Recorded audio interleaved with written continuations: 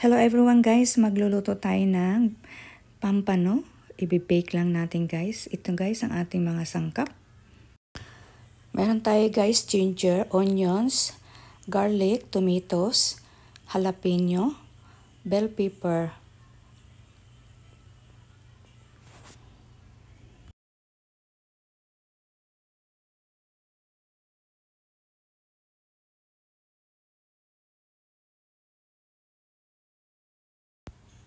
At meron din tayo guys na celery trunks at spring onion.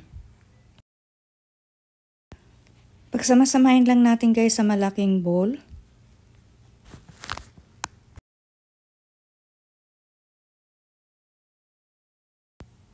Mag-squeeze din tayo guys ng lime or lemon.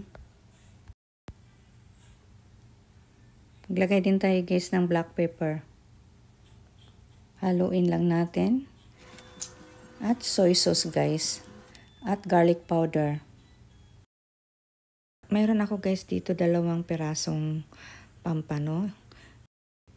Ngayon guys maglagay din tayo lagyan din natin ng salt and pepper yung isda natin. At i-drizzle din natin pala guys ng olive oil. Kanina pala guys ito yung mga hinihiwa-iwa ko na gulay or yung mga ingredients ipapalaman natin sa loob at i-scatter lang natin sa ibabaw.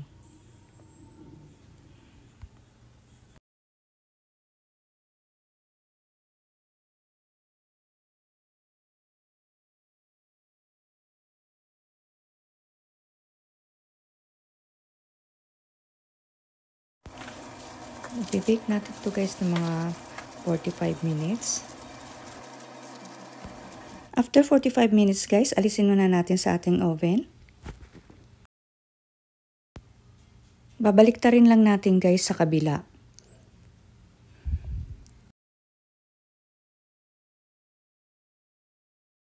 At ibabalik ulit natin sa oven.